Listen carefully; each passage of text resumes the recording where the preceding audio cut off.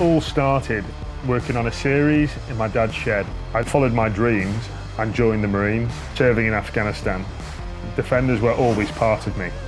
So here we are, building custom machines with my awesome team in Shropshire. We are Mahker.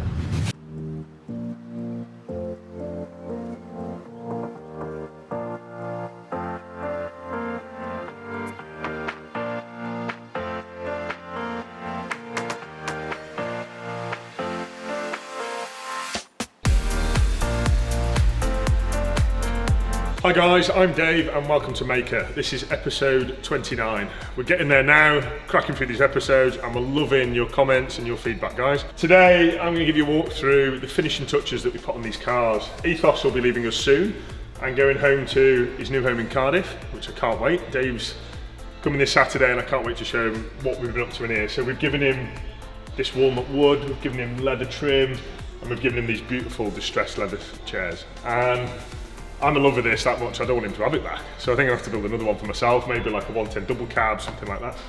But anyway, if you'd like to have a look around, guys, and I'll keep in touch with what I'm feeding you.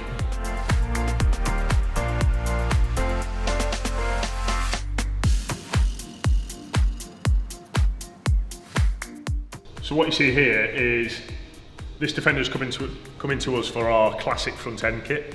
So we've took away all the plastics and all the chunky exteriors, and this had like, you know, I think it's an XS kit that was on this, so it was like the light grey. So the customer come to us and said, Dave, I want the front simplizing. So he said, can you put the classic surrounds on, the vintage headlight surrounds, and we've gone with truck light LEDs on these, just for ultimate brightness and safety. You know, you can barely see with these candlelight, the original headlight bulbs, so we've given him new technology in the LED front. What you see here is our Bilstein Advanced steering dampener.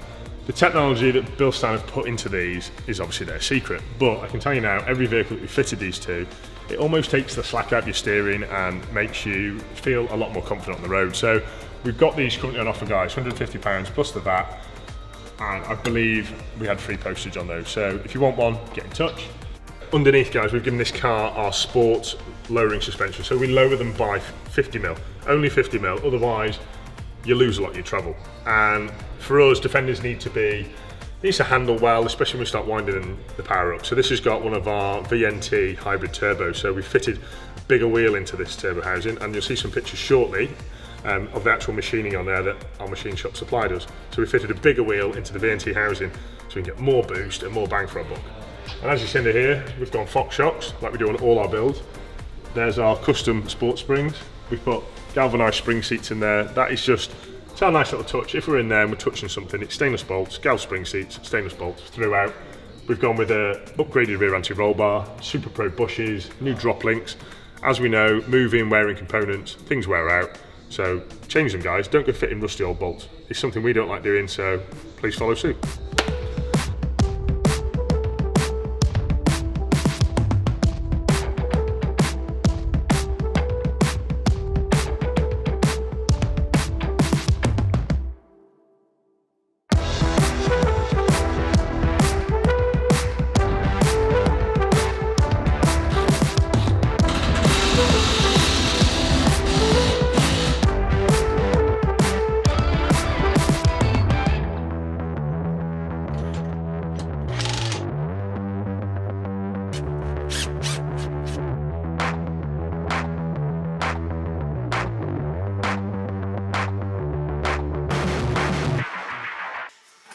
So serious, Louis.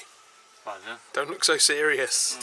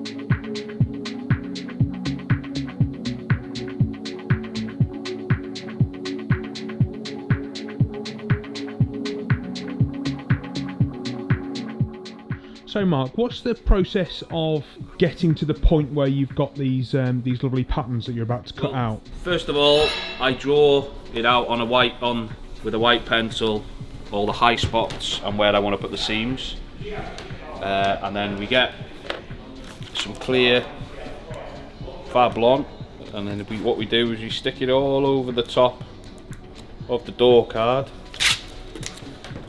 like so. Because then underneath we can see where our pattern is, and then once the whole door card is all patterned up, we use a black marker to draw patterns on, and then we cut it all out, and then we make some nice lovely cardboard patterns for the whole door card, number them all up with sewing lines and numbers, and then we transfer that onto the leather, cut it all out, number it all up, and then we sew it all up after that. So once you've got the whole door covered in plastic and you've marked it up with a black pen, yep, you've then got to cut that out and then transpose it onto cardboard. Yep, we put it onto cardboard, on thin cardboard, and then what we do is that we add a sewing allowance onto the cardboard, cut it all out, and then we transfer it onto the leather. And as you can see here, this is the final template of the door that we've done. So all the bits are together. Obviously we flip it over because obviously left and the right door handle, the door cover, so it's pointless doing two. And then we match them all up, and then we transfer it all over to the leather, cut it, sew it together, and we do a top stitch on the top as well.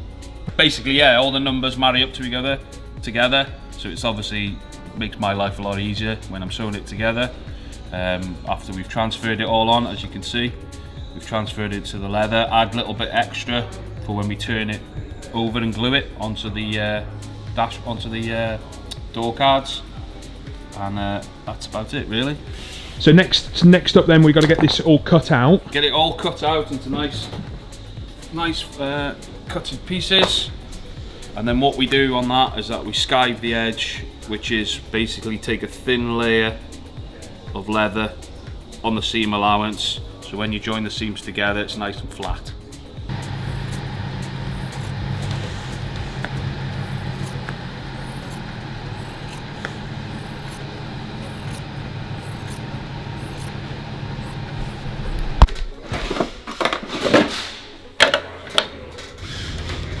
So this is a skiver machine, which takes a very thin layer of leather off the edge of the seam allowance. So when you bring the two pieces together, it'll create a very thin seam, and it reduces all the bulkiness and it looks better.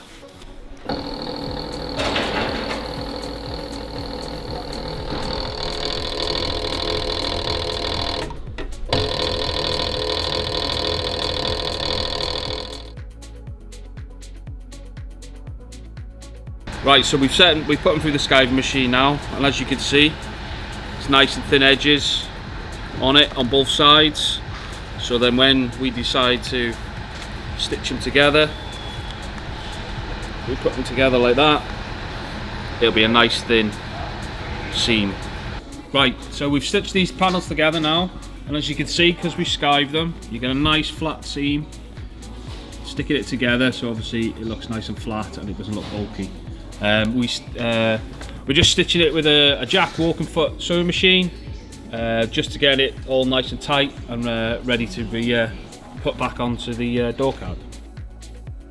So what are you doing here, and why are you doing that? What am I doing is I'm using the steamer to flatten the seams down a bit more, just to get a nice smooth finish on the leather, ready for top stitch, all ready just to stick it on. Steam takes a lot of creases out of the leather, helps a lot with the process, softens it up as well, and as you can see, it puts a nice flat seam on the finished article. On this one, as you can see, we've still got a lot of work to do. We've got to stick it all, sew it all together, put the nice lovely top stitch on it, and then that one will be done. So if you we'll move over to this one that I've already finished and done. as you can see, it's all had a nice French top stitch on the panels, on the indoor card and on the top, and as you can see, it's all been nicely presented, cleaned and smoothed out, so that's all ready for fitting into Ethos. These are door handle covers that we've done for Ethos as a nice little touch. Obviously made out of leather with a nice top stitch on them, and then a nice hand stitched decorative finish on the back, so when you open and close the door you're not going to get your nice cold hands, and it's just a nice little finishing touch to the vehicle.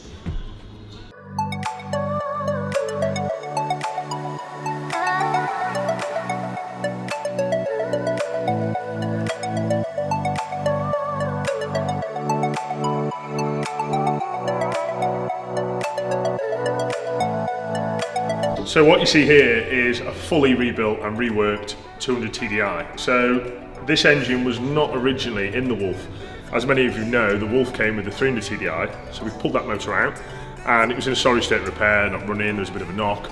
So we pulled it out, but this engine we already had like 50% prepped, so we had a bottom end built, we had a ported and polished head.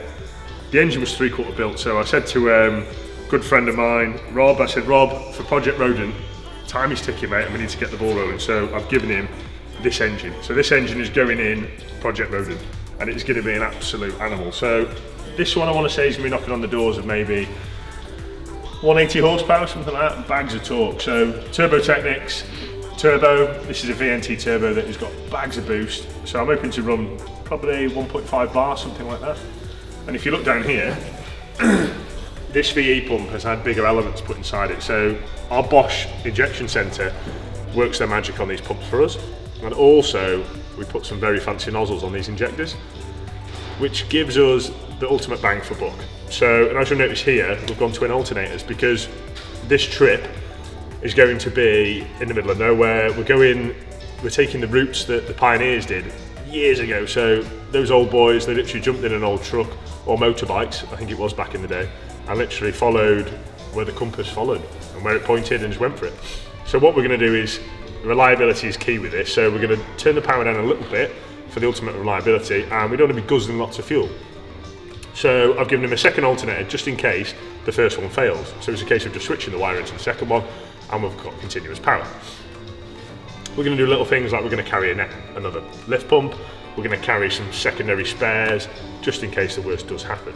We know what Land Rovers are like after all. So let me tell you about the Scram Rally. So the Scram Rally is basically following in the original footsteps of the pioneers. It's going to be May this year, so time is ticking, and I've got to get this engine and transmission into the chassis, which is currently at the shop blasters. The shop blasters have kindly pushed us to the front of the queue. They've blasted it after I repaired all the dodgy welds and all the dodgy repairs that were on it previously from, I think, some squaddy back in the military days. So anyway, it's pristine, it's up to my maker standards, and the car is literally going back together. And I want to say a big thank you to the people, the likes of Gwyn Lewis, James from Adrenaline, Paul from ProLinks, everyone that's basically given us a small donation or given us free things for this build. It goes a hell of a long way in my opinion, because people that I've supported and stayed loyal to more than anything. So they're giving us some parts, and also Chris at ORE is giving us a rear wheel carrier. And I believe there's other people out there, that Captain Ratty from London Mud Club has also managed to wingle his way out of there. But thank you again to people that have donated, because this build has cost us a small fortune. But believe me, we will scream from the rooftops about your awesome product. So we're looking forward to May. Me and Dave, the owner of Ethos, he's coming, and also Captain Ratty. And it's going to be a fun trip, so keep following, guys. Follow our Instagram, follow our Facebook, and we will try and feature some on YouTube, believe it or not. So keep following, guys, and see what we get up to.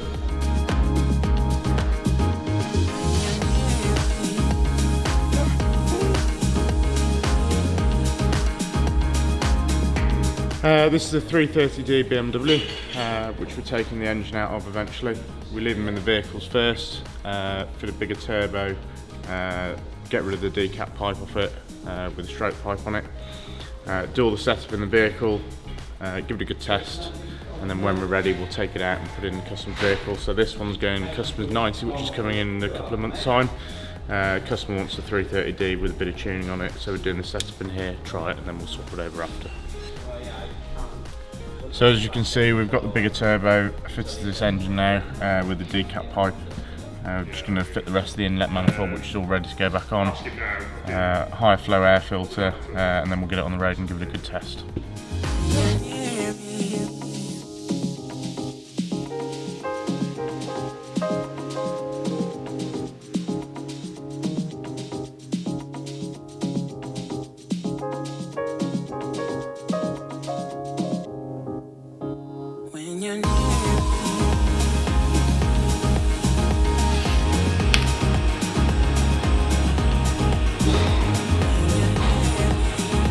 Hi guys, it's been a while since we've done a TIG time, I know. It's been really busy around here lately, over Christmas. Haven't really had a chance, but if there's any particular subject you guys would like me to cover, hit us down in the comments and I'll try my best to accommodate that.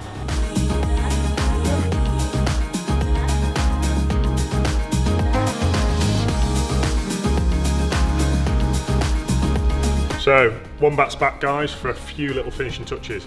Michael noticed that the inside of the cabin was a little too dark, so he's come back to us to add some little lights in there, and also in the back here, inside these boxes, we're going to look inside there first, so you can see what's going on inside there.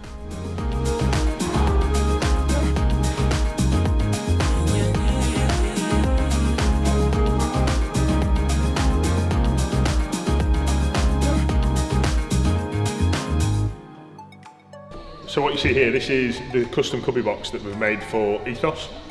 Mark's made a beautiful job of trimming it, and we've gone with a nice big 8-inch Audison sub on the back because Dave loves his music, so we'll give him a nice bit of bass there. Now, as you can see here, come over here, we've actually got the compartment at the back to give the ultimate bass enhancement, and we've also given him a nice lined cubby area for, you know, your bits and bobs that you always have. So the next job now is we're going to put this on a nice hinge. Job done.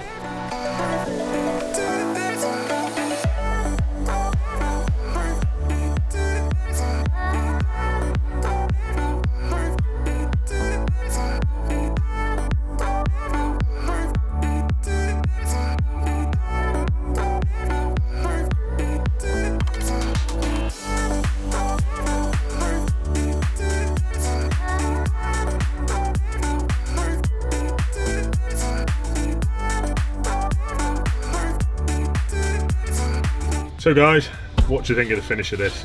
I know I'm in love with it, and I hope you guys are too. Thanks for watching this episode, guys. Tune in, do not forget to subscribe, comment, and if you haven't got something good to say, find something good to say. See you later, guys.